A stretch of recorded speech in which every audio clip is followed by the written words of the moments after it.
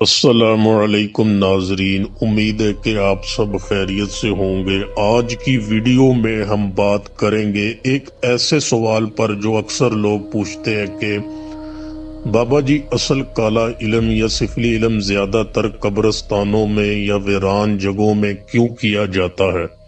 اس کی اصل وجہ کیا ہے؟ آئے اس موضوع کو مکمل ترتیب اور آسان انداز میں سمجھتے ہیں۔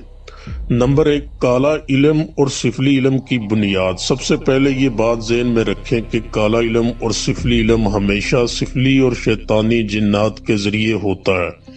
ہماری کتب اور روایات اور علمی تجربات میں ایک لفظ آتا ہے ہمزاد یا قرین، جو کہ سفلی شیطانی جن ہوتا ہے اور ہر انسان کے ساتھ اس کی زندگی بھر موجود رہتا ہے۔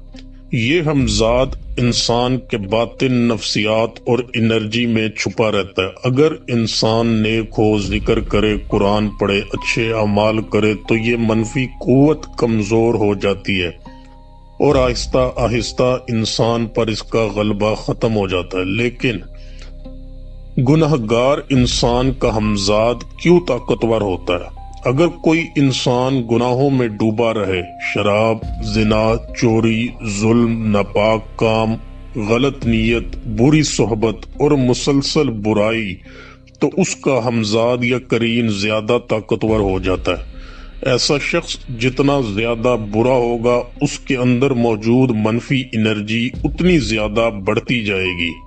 یہی منفی انرجی بعد میں سفلی طاقت بن جاتی ہے۔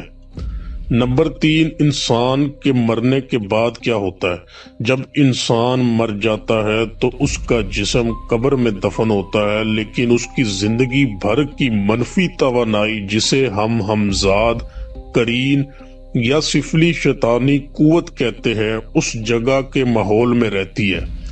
قبرستان میں ایک قبر نہیں ہوتی، ہزاروں قبریں ہوتی ہیں۔ ہر قسم کے انسان اس میں موجود ہوتے ہیں، نیک، گنہگار، عاشق، ظالم، خودکش، دنیا پرست، روحانی طور پر ٹوٹے ہوئے، سب وہاں موجود ہوتے ہیں۔ ان سب کی منفی توانائیاں بھی اسی ماحول میں بستی رہتی ہیں۔ نمبر 4، کالا علم قبرستان میں زیادہ طاقتور کیوں ہوتا ہے؟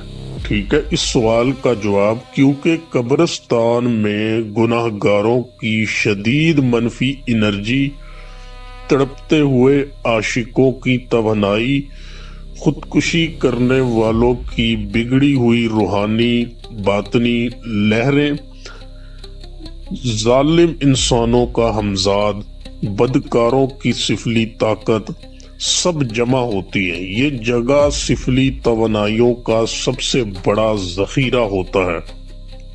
اس لیے سفلی عامل، کاہن اور کالا علم کرنے والے لوگ قبرستان کی ان جمع شدہ منفی انرجیز کو کنٹرول کرتے ہیں اور انہیں اپنے مقصد کے لیے استعمال کرتے ہیں۔ نمبر 5، سب سے زیادہ طاقتور ہمزاد کس کا ہوتا ہے؟ کچھ مثالیں سمجھیں۔ شرابی، زانی یا گناہ میں ڈوبے ہوئے انسان کا ہمزاد، یہ سب سے طاقتور منفی قوت چھوڑتا ہے۔ نمبر 2، عاشق جو عشق میں جل کر مر گیا۔ ایسے عاشق کی باطنی انرجی بہت زیادہ ہوتی ہے، کیونکہ اس نے اپنا دل و دماغ مکمل ایک منفی احساس پر لگایا ہوتا ہے۔ اس لیے محبت کے سفلی کاموں میں ایسے ہمزاد زیادہ استعمال ہوتے ہیں۔